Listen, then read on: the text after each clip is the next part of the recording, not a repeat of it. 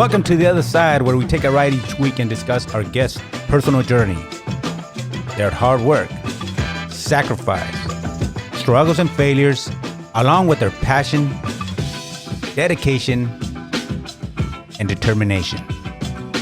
This is The Other Side. Hey, Chris, Kevin, man, what can I say? The real deal. I can't wait for the second part of our interview. In this second half, we'll get into Kevin's exit from the military and the start of his new career in the motion picture industry. Without any further ado, here is part 2 of Kevin Kent's interview.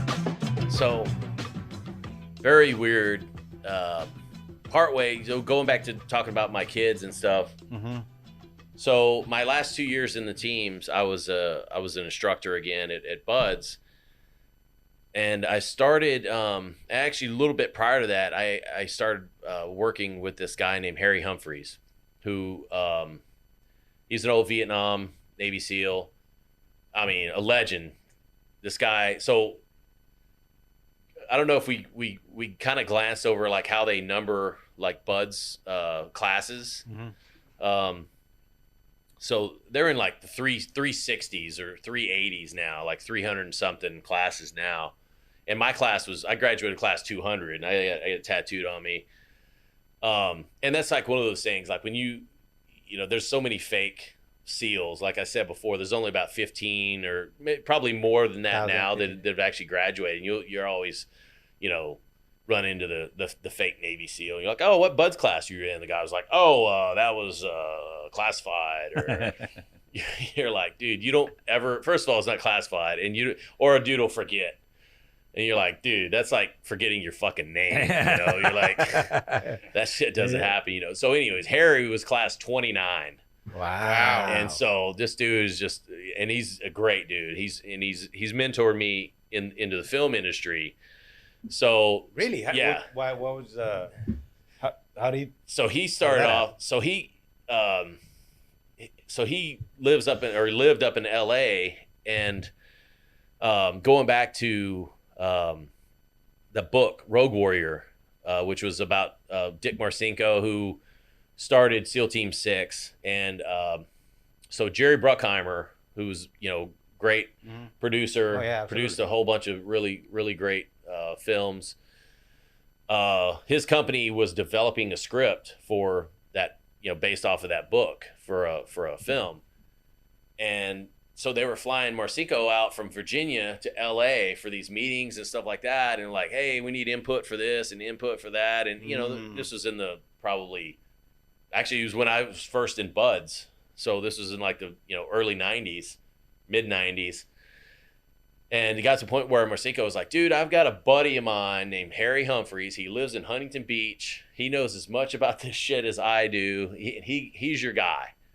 And so he basically volunteered Harry. And I think Harry, you know, many respects, you know, Harry's a very smart guy. He got into this and, maybe didn't really know what to expect, but it was like, hey, fuck it, I'll take it as a challenge kind of thing. That's just the kind of guy he is. And he started doing this. But in the meantime, this other director named Michael Bay, you might have heard of him. I might have. If you don't mind, I'm going to have a little drink because I'm getting thirsty. Go for it. So the Michael Bay. Yeah, so Michael Bay was his second film at the time, titled The Rock. Jerry Bruckheimer produced it. The prison with what's his name? Alcatraz. So Sean Connery, who just passed away. Yes. Sir. So Sean Connery. they're like, shit, I've got this guy, Harry Humphreys. He'd be a great technical advisor. It's about SEALs. It's about, you know. So Harry, being the guy he is, he brings in all these friggin' real SEALs to be in The Rock. All these dudes that were in this movie were instructors who put me through training, which is crazy. Are you talking about like inside that plane in those scenes? Yeah. So those are real SEALs. Wow. And these dudes are all like friggin' instructors who put me through. And so that has kind of carried on. And Harry's been doing this now for 30 years probably. And so the MO is been the same. So even like Transformers, you know, even movies that don't. Oh, wait. before we get to Transformers, because when I read that, I was like, damn man, my son would have loved this guy because he like growing up he loved Transformers. But so that's how'd you get in? You knew that. So Harry, so going into kind of more in detail, like for every film that required realism, so for The Rock, they used team guys, then doing like Transformers movies, they would bring in SEALs. And so for me, the first film I worked with Harry on was a movie called Red. That was the first film that I did with Bruce Willis and John Malkovich. So that was the first film that I did, and they were doing some reshoots. So we went down to New Orleans and filmed a bunch of stuff, and then that kind of rolled into Transformers 3, where I did a bunch. Didn't mean to interrupt, but like, how was that experience for you? Like going to a Hollywood set in Louisiana, and what were you just there to do your part, or were you like immediately like captivated by the whole like movie set? Yeah, I wasn't really that enamored by it because my kids, Ethan and Gavin, I have twin boys. Mm-hmm. They started working in the film industry, which kind of, in a roundabout way, they kind of got me into it. So they started in, I want to say 2006. So they were like 9 months old, and they were doing so because of twins. They a lot of times for these child roles, because they can swap them. Yeah, they could swap them out. And so my boys they did a TV show called The Shield. They did a show for 5 seasons on HBO called Big Love, which was Bill Paxton about polygamists. Wow. And so my boys played one of Bill Paxton's sons. And then they did the last 2 seasons of Weeds with Mary Louise Parker. And so, they played her son that she has with the cartel guy. How are you guys doing this? Because that's in LA, right? Are you guys going back and forth commuting? So Gabby was driving them back and forth. And then times when I was in town, then I would drive them up there. And so that was kind of my first exposure to the film industry. Mm-hmm. And I would go on set. And so in many respects, that kind of helped me out later on, learning the lingo, and because in many respects, the film industry is as you two both know. I mean, you walk in and some dude looks at you and go like, "Hey, go to the AD trailer and find a PA and grab the fucking and like for somebody who doesn't work in the industry, you're going to be like, what the fuck's an AD trailer and what's a PA and hey, grab the gaffer. You're like, am I looking for a friggin' fishing gaff? Or am I, it's like, what are you talking about? So that I think helped me out a lot just by being around, film sets, stuff like that. So the first time I actually did go on a set with Harry, I took control of a group of guys, and he's like, hey, you guys need to go to, for example, go to the production trailer and go fill out paperwork. And I was like, oh shit, I can surely navigate this. And so that kind of fostered into a great working relationship. So Harry's wife, Catherine, has basically done all the backbreaking work of, she literally brings the team guys on board, and her job is very, unappreciative. A lot of people don't realize the work that she does, because she's basically a casting director, and she's casting these people and making sure, in many respects, we go up for fittings. If she's probably said it 1,000 times, because team guys are notorious for not wearing underwear. She's like, make sure you bring underwear to the fitting. I don't know how many times, yeah, because you're there with a wardrobe, and they're like, oh yeah, here, put these pants on. You're standing there, and dude, team guys are ruthless. They'll be like, okay. Shroud. Like, oh shit. The lady's like, you don't have any underwear on. Like, I know that. And then Catherine hears about it, and like, you asshole. So what were you doing in Louisiana, like for Harry? What specifically were you hired for? So they did the reshoots for Red. there was a scene that's the very end of the movie where Bruce Willis and John Malkovich, they go to Moldova to recover like a nuclear, like a tactical nuke.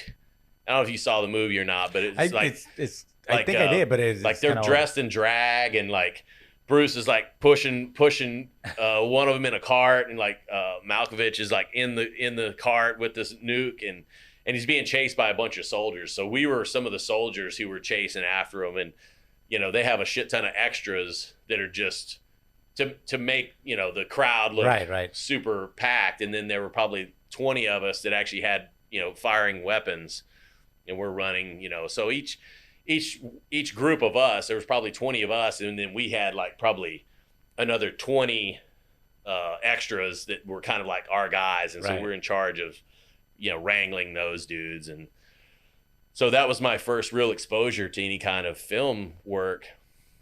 And then going into and then next was Transformers 3.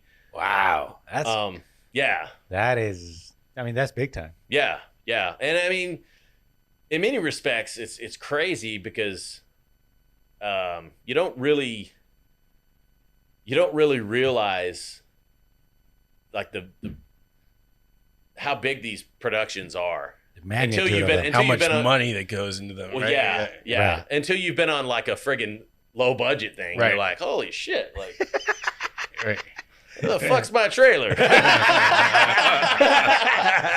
am I in this trailer? Who's this guy? No, I'm just kidding. Pull up a rock, son. Yeah. But yeah, it's very eye opening, and you as far as the eye can see, you're like, Jesus, like look at the working trucks over here. They're freaking camera trucks from up the yin yang, and just it's amazing, and it's very awe inspiring when you see some of these huge productions, and especially like Jerry Bruckheimer. I mean, the guy is legend. I always tell people, hey, if you really want to know where all that money goes, just stay for the credits, because they go forever. Yeah, and it's an army of people just to make one film. Yeah, for sure. So that's but it's funny how life works. Like the experience with your kids, that when by the time you went to a big set, I mean, obviously it's big set and all these, but you weren't like you were kind of like almost comfortable, right? Yeah. And that's I'll definitely give credit to Harry, and that's one of the things I'm sure. I don't know how many team guys he's worked with over the years. It had to have been over 100 just in the film industry in terms of bringing guys on, and because I mean we're constantly training actors, training stuntmen, putting them in various positions in films, and I'm as a technical advisor, I'm sitting there basically right beside the director, which is all stuff I learned from Harry, and Harry's sitting there going, hey, so look, watch the monitor, because it's like, hey, you can watch what's going on in real life, which may or may not even show up on the monitor, right. So you got to watch the monitor, you got to see what's cool and what's what looks legit. Now, do you like tap the director on the shoulder and say like, bro, that we gotta do that over?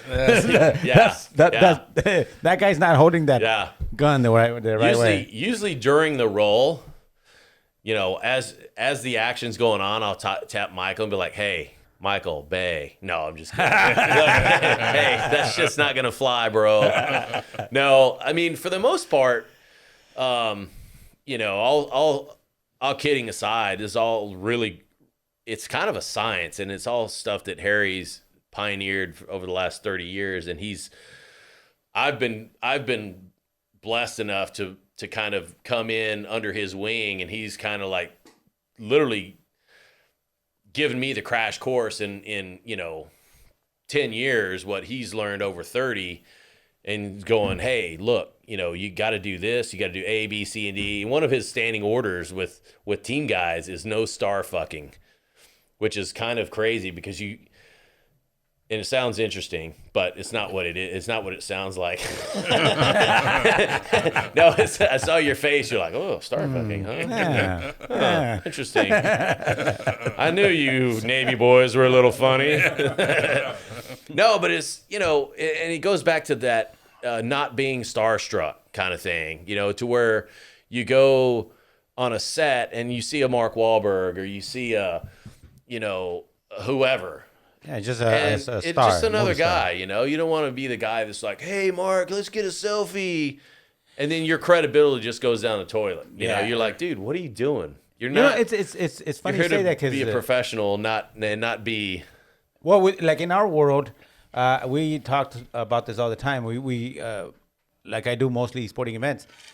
Once the players, professional players, once they see that little credential, now they're like, they're themselves, right? Yeah. Because now they know that I'm not gonna hound them for a picture or an autograph, and now they actually are the ones that are saying, "Hey man, what's up, man? Hey, nice weather, this and that." Yeah.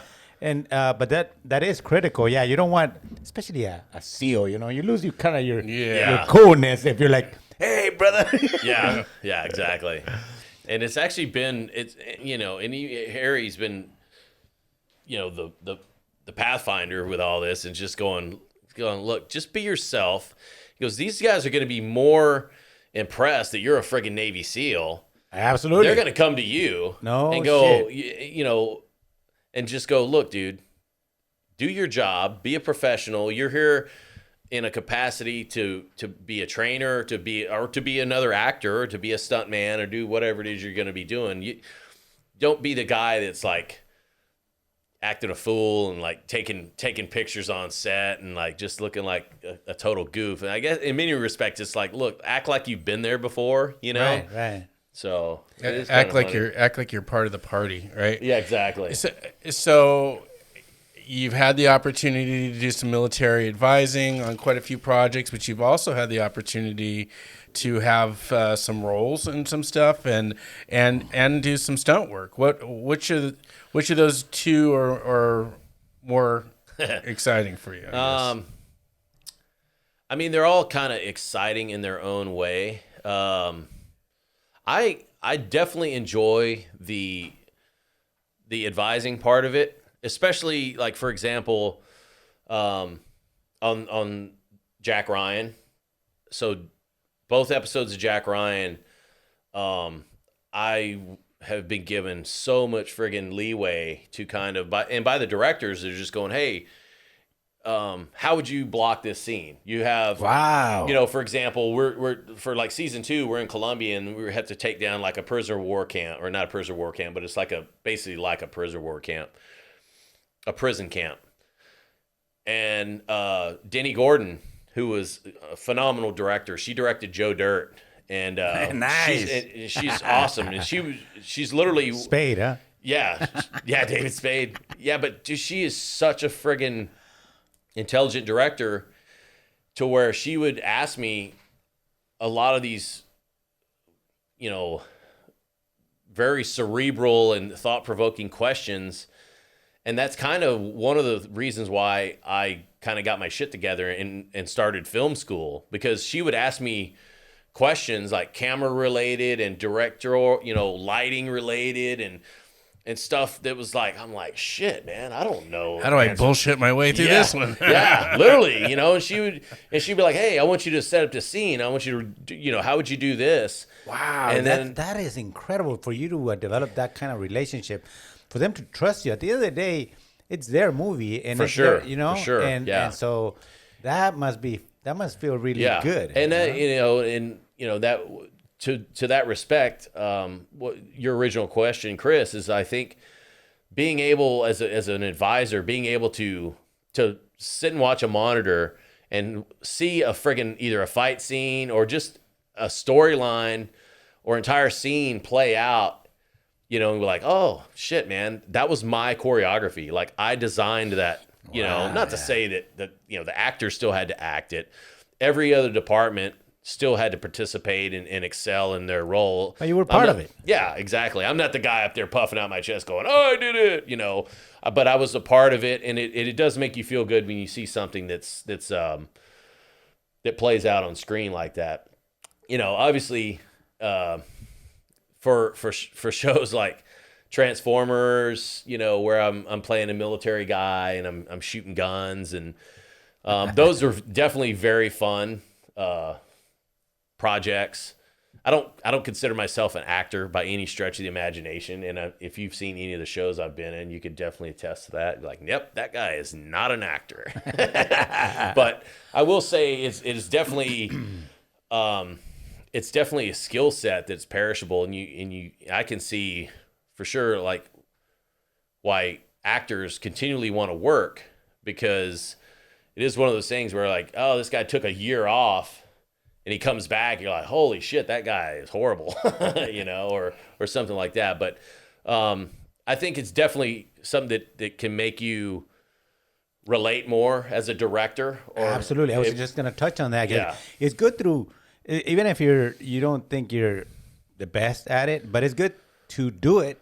That way, when you're directing somebody, you can put yourself in their shoes. Yeah, for sure. Like, I mean, even just, you know how you like to be talked to, and there's definitely times when you worked with directors and they're like, "Hey, you're doing this wrong," and not to name any names, but there are certain guys you're like, "Holy shit, man! Like, this guy's really going off the rails." But that's also, and it sounds like you're taking advantage of the opportunities as far as, shit, man, you're sitting down next to big time directors.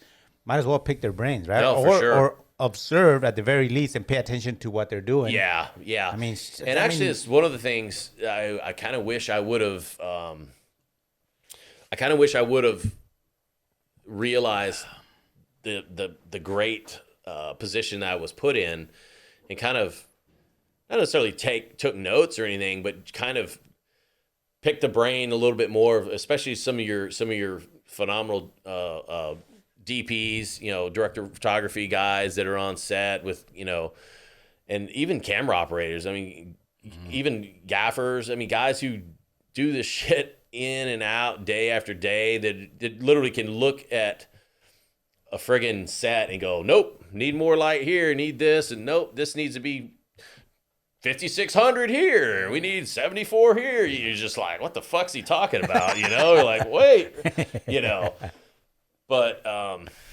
yeah, I will say all those roles help you or help me kind of figure out what I want to be when I grow up. I guess I do know that I can't be a fucking stuntman. I gotta walk around with a limp for the rest of my life. Well, that gets us to a point. Like, what do you want to be when you grow up, Kevin? You've you had many opportunities and done many things. Where is life taking you currently, and what's your 5 or 10 mile high overlook look like? Well, so I started film school like 2 years ago, so I should graduate here in the next few months with a bachelor's in cinematography. And I will say, I started doing that after Jack Ryan, and kind of looking at myself in the mirror going, dude, I'm just stagnant. I'm not really excelling in this business. I'm learning certain things in the business, but I'm not really excelling. Like, what else can I add to a production? So for example, I've definitely made a ton of connections, your John Krasinski's, your Mark Wahlberg's, your Michael Bay's, your Jerry Bruckheimer, all these guys who I've worked with and are phenomenal people. Will they look at me and go, this guy is a former Navy SEAL. He's been a technical advisor or military advisor for the last 10 years, but what the fuck has he done while he's, how has he bettered himself? Because I'm not current. I'm definitely not current on any kind of military stuff that's going on now. Like, I would almost have to bring somebody in and go, hey, we need to make, like, if we made a movie about modern day Navy SEALs right now, I'm a little far removed. I retired about 7 years ago, so I'm a little far removed. So going back to the original question, I started going to film school to kind of better myself and to at least be able to talk intelligently with cameramen, to directors, to DPs, and even make my job, make me a little more valuable to the production, to where at least if I can look at a monitor and go, man, this looks blown out, or wow, this is this or that, or whatever the case may be. And to many respects, if I am setting up a scene like Denny or any of these other directors have kind of allowed me to do, I can set something up, and then I can even go as far as to talk to the DP and go, hey, this would be cool if we put a long lens here, if we put a dolly here, we put, Right. talk through 3 camera angles, and the guy can either tell me to go kick rocks or Thanks for the input. yeah. Thanks, shitbird. Right. Get out of here. Right. But so I think that's one thing I kind of try and get a little more, add a little more value to a production. Yeah. So far going through film school, which is great, man. It seems like you're going through your life, and then it's like you realize, okay, now I got to do something. I got to improve myself, or I got to offer something else. What going through school so far? What's the best part of it? What's the worst part of what? Like a lot of people are good writers. A lot of people are good lighting directors.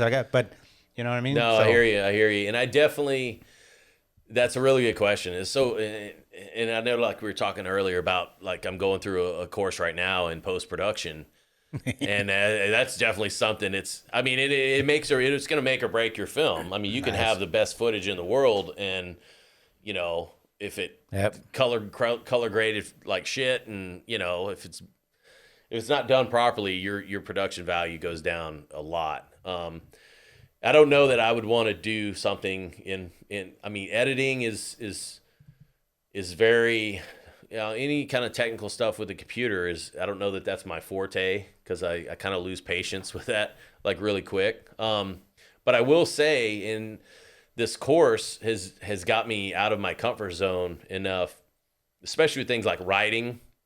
So screenwriting, and even technical aspects of, figuring out camera and lenses and shooting, shallow depth of field and, stuff like that, to where I was never like a big photography guy before. And now it's I tell people all the time, man, I used to be so cool. I used to buy cool guns and car parts and make, a lot of really cool toys, and now I'm like total nerd. I like just buy camera equipment and lights and like, it's like what am I doing? Because you got bitten by the bug, man. Yeah. Definitely got the bug. Yeah, right? And it's crazy too, because like I'll shoot, like right now I'm shooting that short film, and you want it to look professional, you want it to sound professional. So of course I'm buying friggin', Rode microphones and, filmmaker kits for, making. I'm like, shit, I got one lapel mic. Well, I better buy another one, because, and buying, C stands, and like look at my man cave in the back. It used to all just be like Navy SEAL shit everywhere. Now I got C stands. It looks like a friggin' prop house. But yeah, man, it's been really good. And so back to the original question, I think I want to direct my own stuff in the future, and I think hopefully with some of the connections I've made in the industry, through some of these productions, maybe I can get my foot in the door by like either second unit directing, get my foot in the door that way, get into the DGA, and then either write and produce my own stuff, or you like writing?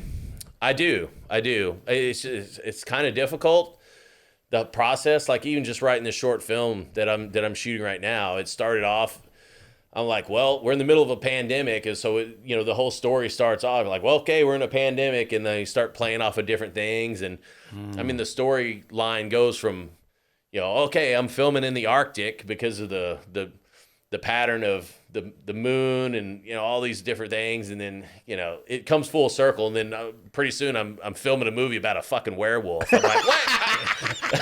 Like, how did this start? Right? It's like, how did this go from pandemic and vitamin D in the Arctic to filming a werewolf movie? So hey, so filmmaking there's so many components, so many parts to it, and one of them is acting. And you say you don't consider you're the best actor out there, but what was your first acting gig, or even if you were an extra, whatever it was? Well, that was Red. Right? Yeah. But I didn't have any lines or anything. First real film that anyone would have probably seen me in was Transformers 4, the first Wahlberg Transformers. And actually, I did a bunch of post-production. I did a bunch of ADR work on part 3. So you actually hear my voice on part 3, but you won't really see me running around But anywhere. on 4, we see you? Yeah, part 4, you see me. Bay was calling me Mr. Cool the whole time. So I'm hanging out of the gun tub of the Escalade, like shooting a minigun and stuff. So that's me on that one. And then probably the film that you probably had the most screen time on is 13 Hours, and that's another good, really, I think one of Michael Bay's better films that he's done it was 13 Hours, and it's obviously close to home because I knew Ty Woods and Glenn Doherty who both perished overseas, during that. Wow. So That was the Benghazi story. yeah.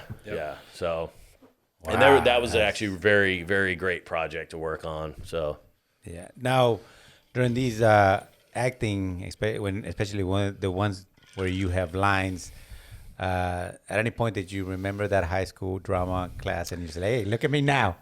you know what is very interesting,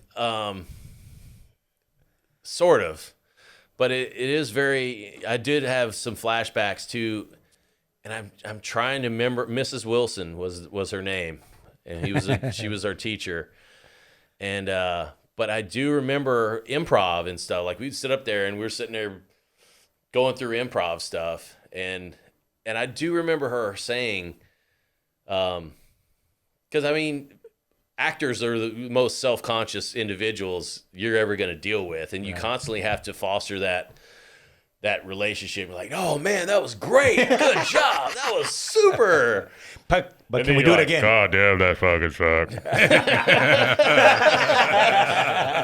Let's do one more for safety. Yeah, just for in safety. case. But that was one of the things because being in front of the camera is very everybody's like, oh man, I could do that shit until there's a camera right in front of your up in face. yeah. And I remember I did a low budget friggin' film that I'm sure you've heard of, Navy SEALs versus Zombies. Hi. And there's a buddy of mine. First time I worked with him was on this film. His name's Ed Quinn, and he gave me so many friggin' pointers, just acting stuff. And it's just like, because like I said, everybody can do that job until there's a camera pointing in front of your face, and you're delivering your lines. You're like, yeah, that sounds good, and let's get out of here. And you try and like exit frame as fast as possible, and people are like, where the fuck is he going? It's like, and and it was a couple of those things that Ed was like, dude, you just got to sack up and just act like you don't give a fuck, because the only person that's judging you is yourself. Because everybody else is in front of the camera too. It's not like the director's going to go, wow, that was shitty. If he is, then he's just going to make you do it again. He's going to get what he wants out of you, or he's not a good director. Right. So, but that was like one of those things. And that was one of the things that kind of made me have flashbacks to drama when I think her name was Miss Wilson. She's like, the only person judging you is you, It's like, Well, where do you go from now? I mean, you've wrapped it all up. You're gonna go through school, and your aspirations are to do to get on the directing cycle, right, and do your own stuff if the opportunities arise. Yeah. So right now, Jack Ryan season 3 is in pre-production. So it's gonna film. I think it's filming in Europe next year, but yeah, I hope I'm going to be on that. I'm going to be on that project, and then there's a bunch of other projects coming up. So all I can do is keep shooting content for myself, keep writing content for myself, and hopefully through connections and networking, I can get my foot in the door and make that work. Well, we pretty. If I had to bet, I'm sure that the next podcast we'll be talking about your projects, man. Because it seems like nothing has stopped you so far, man. Yeah, we're looking forward to seeing what the future has for you. I'm sure it's going to be a bright one, and we want to get you back here when you get that first big opportunity. You know, For sure. yeah, For sure. we really appreciate your time today. Yeah. Thank you so much, man. And first of all, first and foremost, thank you for your service, man. 21 years of your life. Yeah. Absolutely. Yeah. We really appreciate it. But I'm very excited and very happy for you that you were able to make that transition. And it seems like you're having fun. And at the end of the day, man, life is short. Let's have fun. And I really enjoyed the conversation. It's very eye-opening. And I can't thank you enough. Yeah. Thank you very much, Kevin. We appreciate you coming down. And for all of us at BLDG Studios in San Diego, it's been a great opportunity to sit back, get a good perspective of what a Navy SEAL is and a gentleman that gave his time and efforts to serve our country. We appreciate your service, and we appreciate all you do. Next time, we'll see you soon on BLDG and The Other Side. This has been The Other Side. Goodbye, everybody. Hey, Chris, Kevin Kent, man, what can I say? That dude is a real deal. Absolutely. We thank Kevin for spending some time with us, and we thank him for his service. Yes, and everybody out there, please make sure you follow us on social media. Our website is theothersidepresents.com, Instagram at theothersidepresents. We are on Facebook, and please watch these interviews on YouTube. We'll see you next week on The Other Side.